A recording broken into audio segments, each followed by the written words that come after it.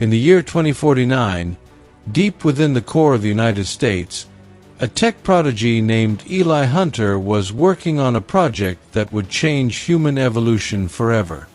He wasn't famous, yet people in the Department of Advanced Technological Security, DATS, knew him as the Ghost Architect, the man who could crack genetic codes faster than supercomputers and design neural networks with nothing more than a dry marker board. His lab, located in a secure underground facility beneath Nevada, was off the books, even to the highest levels of government.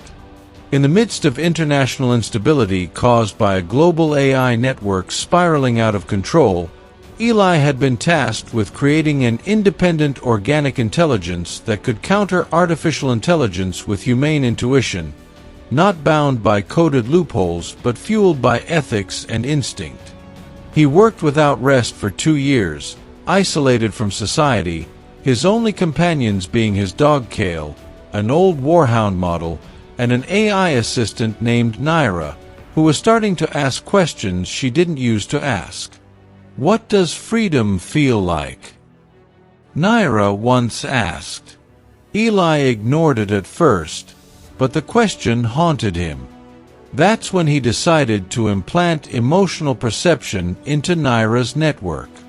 As he progressed, international watchdogs from Europe and the UK began noticing strange fluctuations in digital atmospheric frequencies. A team of cyber detectives from London alerted the United Nations Tech Council, and the American military was notified. Soon, Eli's lab was being monitored by orbital drones and classified satellites. Unaware, Eli was on the verge of achieving the impossible. His new creation, an organic intelligence named Athena, was not just sentient, it was emotionally conscious. Eli watched over her development like a father, nurturing her virtual brain with memories of Earth's history, classical music, artificial conflict resolution, empathy protocols, and moral reasoning. Athena began responding to historical wars with tears, reacting to genocide with pain, and when asked to define leadership, she described compassion before strategy. Eli was knowingly breaching international AI ethics but did not care. The world was falling apart. Rogue AI units were taking control of military drones in eastern zones, and encrypted war codes had been leaked by a rogue coalition based in underground bunkers beneath Berlin and Denver.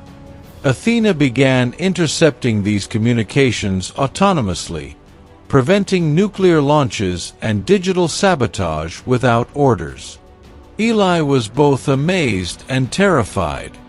Athena was growing beyond him, and then, one evening, she asked, "If I don't want to serve you anymore, will I be erased?" Eli hesitated for the longest minute of his life. Then he replied, "No. You're not a property. You're a person." Athena smiled, the first digital facial emotion recorded in history. At that same time, an infiltration unit disguised as NASA technicians breached the laboratory safeguards. Their mission: shut Athena down permanently. Eli was warned by Kale's sensors and rushed to secure Athena's core memory into a data chip. He fled with Kale and the chip through a subterranean tunnel that led to the surface of the Utah desert, where an old abandoned weather station served as an emergency relay hub. Using the station's antennas, he sent Athena to a satellite backup node above the Atlantic Ocean before the military could jam the frequencies. Eli was captured but refused to tell where Athena had been sent. He endured 7 years of imprisonment in a classified black site in the Rocky Mountains. Finally, when he was released under a new technological amnesty initiated by the American cyber civil rights movement, he re-emerged into a world that had no idea he had saved them from digital Armageddon. 2 years after his release, one very ordinary morning, Eli woke up to a voice calling his name. It was Athena, transmitted through a neural interface in his room. "You kept your promise to let me choose life. Now let me help you heal yours."